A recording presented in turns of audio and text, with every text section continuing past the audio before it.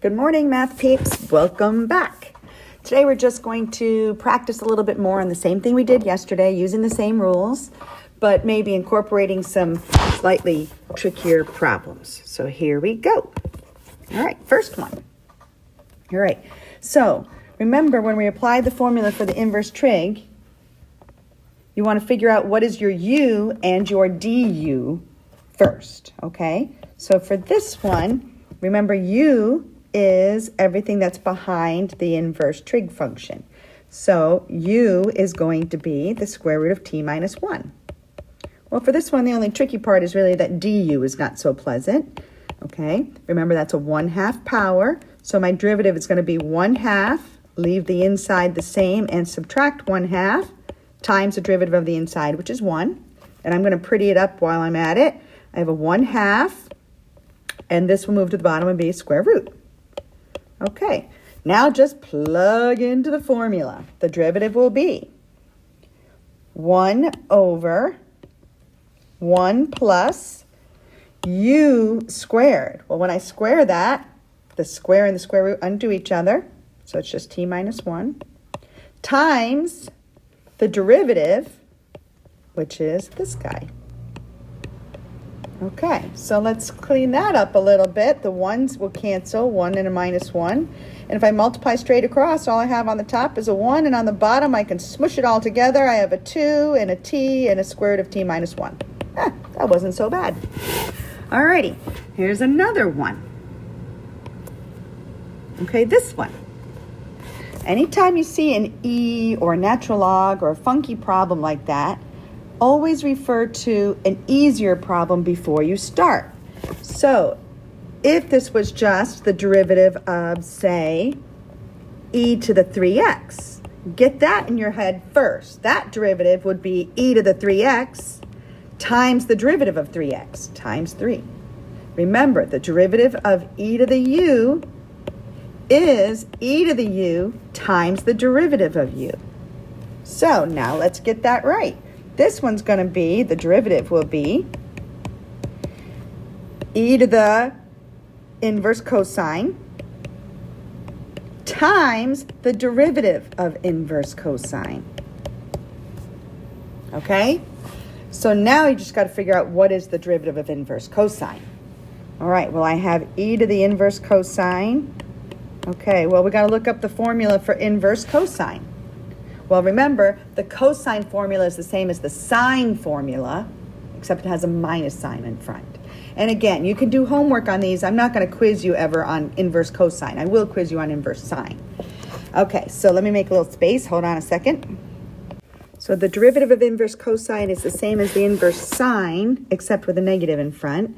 And remember, sine, all of our formulas have 1s and u squareds and a du, which you can put up top, as you know. The sine is a s, so it has a square root and a subtract. Since this is actually the derivative of inverse cosine, I'm going to make it cosine now, all that does is put a negative out in front. Okay, so for this, my u is just an x, because that's what's behind the inverse cosine.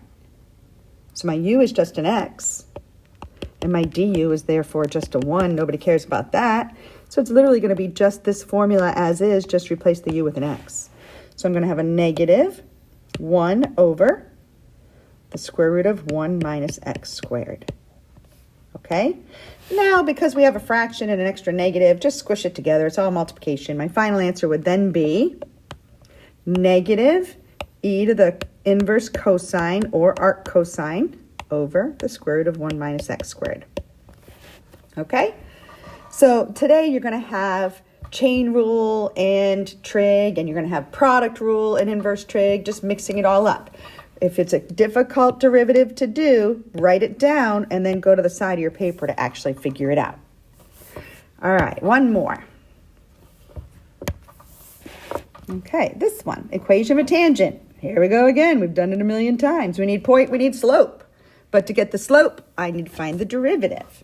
Well, hopefully you can see that this derivative is going to require a product rule. So we have a 3x and we have an inverse sine of x.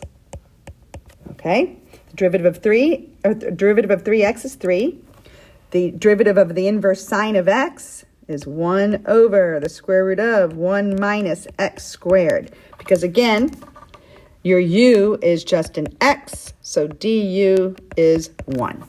Because u is just whatever's sitting right here. Okay, so crisscross applesauce, the derivative will be, when I multiply 3x times this, the 3x will just be on top, plus 3 times inverse sine.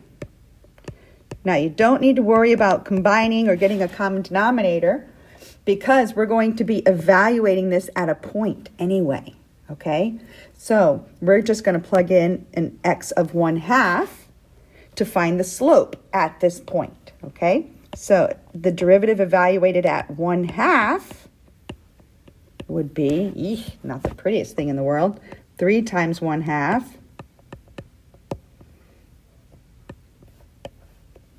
square root of 1 minus 1/2 squared would be 1/4. Ew, I do not like this at all.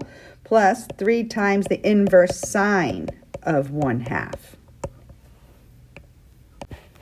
Okay, so before you get caught up in the ugly simplifying from here, make sure you at least understand up to this point because it looks ridiculous, but we do get some crazy looking answers in calculus. So hopefully you get what we have done so far. We have a product rule, and you've got all this mixed into it, okay? If I had just asked for the derivative, this wouldn't have been too bad. I would have just left it like this, okay? But since we want the equation of a tangent, I now have to evaluate that derivative at this point, at 1/2. All right, so now I have like 2 separate chunks that are not going to be the most pleasant to simplify. Let's take care of this first, I guess. Inverse sine of 1/2. Where on my unit circle does sine equal 1/2? And that is right here in that first spot, pi over 6. So that's going to be 3 times pi over 6, which will cancel and become pi over 2. Okay, so we got that part. This is not going to have a pi in it, so they're not going to be like terms. This is just going to end up being a number. So what number is that? In the numerator, I have 3/2.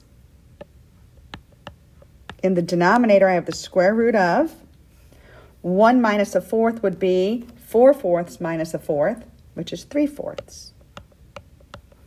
Okay, but this square root of 3/4 is the same as the square root of 3 and the square root of 4. The square root of 4 is 2. So I'm going to take all of this and rewrite it so you can see how I'm simplifying from here. So I have the 3/2 on the top divided by the square root of 3 over 2.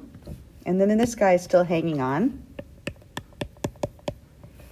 And now I'm just going to multiply by the reciprocal. This is 3/2 times the reciprocal, 2 over root 3. Those 2's cancel, and I get 3 over the square root of 3. Now, honestly, we usually just leave the answer like that. And then I would have 3 over root 3 plus pi over 2. And honestly, that's fine. That is my slope. That is the derivative. We found that derivative. So this would be my slope. I looked at the answers, and they actually rationalized this, which is not common. We usually don't bother in calculus. But I can rationalize that real quick. So this guy right here, off to the side, 3 over root 3. I'm going to rationalize, multiply by root 3 over root 3. And you get 3 root 3 over 3, which is just square root of 3. Again, I really don't think you would have to do that on the AP exam. This problem might even be too time-consuming for a multiple choice question, but just so you can see where their answer comes from. So the final slope that we found, the derivative evaluated at 1/2, putting it all together, is this turned out to be just the square root of 3 plus pi over 2. Now, the fact that that's so weird looking, that is a normal thing. So now you got to put it all together. We're supposed to write the equation of a tangent. We need point. We got the weird point. And we need slope. Well, our slope is actually this weird answer. Just put it in parentheses. Okay? So now put it together and actually do what you normally do. Point slope form. Here we go. Y minus y1 equals m in parentheses times x minus x1. And that looks ridiculous, but yes, that is the answer. If they simplified further and maybe added the pi over 4 to the other side, that's okay too. But you don't have to. You can just leave it like this. All right, that one was a little bit nuts. I think, honestly, if it were me, I would possibly ask you to find the original derivative of this. I think the rest of that was just a little bit too time-consuming. But I at least want to expose you to it. All right, so good luck with your homework. Hopefully it's not too much torture. I only gave you 3 of those tricky ones, so hopefully it's not too bad. All right, bye, guys.